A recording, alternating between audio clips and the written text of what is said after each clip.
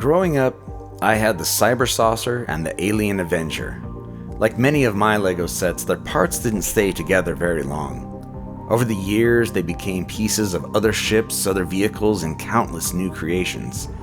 One of the many sets I always wanted but never had was the Interstellar Starfighter.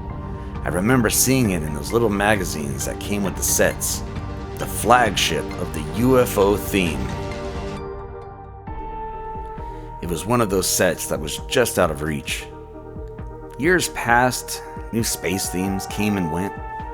The pieces from my own collection had been merged into countless MOCs, but the memory of that ship never completely disappeared. Then one day I had a realization. Between the parts of my old UFO sets and everything else I've collected over the years, I could probably build it. Maybe not perfectly, just some substitutions, but close enough. So I started building. Now almost immediately, things began to change. The original design had several open gaps around the cockpit area, something that was common in LEGO sets of that era. I've always viewed those gaps as an invitation, an encouragement for the builder to keep building if they wanted to. So I did. The first changes were small, a few slopes and plates, just enough to create a more enclosed flight deck. And of course, the large saucer elements left large open spaces. With my extra saucer elements from my Alien Avenger, I could invert them and create a fully enclosed hull while preserving the original silhouette. One modification led to another. The additional structure added weight and bulk, so I built a Technic support frame through the center of the ship. The wider structure created new opportunities. I wanted proper access for the crew, so the first solution was a boarding ramp located on the underside of the center section. It worked, but it never quite felt right. As the build continued to evolve, I also had to make decisions on the ship's original features. The Interstellar Starfighter used the 9-volt lights and sound system. I had the fiber optic elements from another model, but they were already being used in another build.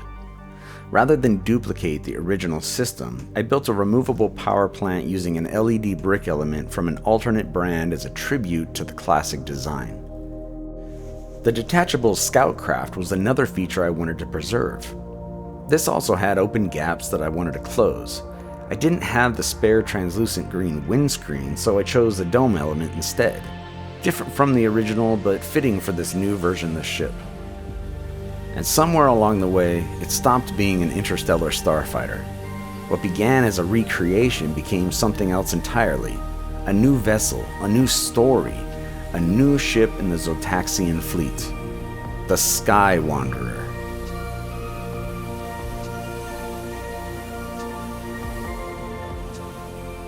In my interpretation of the UFO universe, ships like the Interstellar Starfighter represent an earlier era of space travel.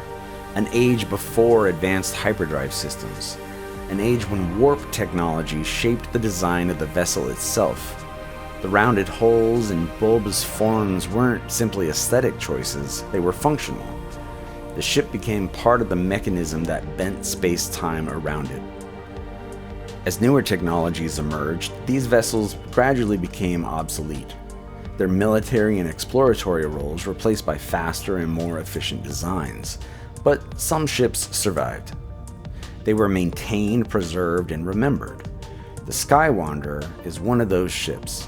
No longer a frontline vessel. Instead, it serves as a ceremonial craft, a scientific research vessel, a symbol of the earlier age of Zotaxian achievement, a reminder of the ships and technology advancements that first carried their civilization into deep space. After completing the build, there was still one change I wanted to make. The central Technic frame extended into the nose of the ship. It provided strength, but it consumed valuable interior space. And the boarding ramp required the crew to crouch as they entered. Not really optimal for an advanced scientific ship. So I proceeded with a slight rebuild. The interior structure was redesigned, and many of the Technic supports were removed. The snot construction technique already in place provided the strength I needed.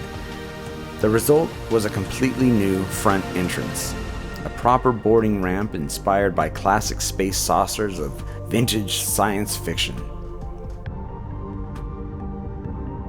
At last, the ship felt complete. And during the rebuild, I recreated the entire model digitally.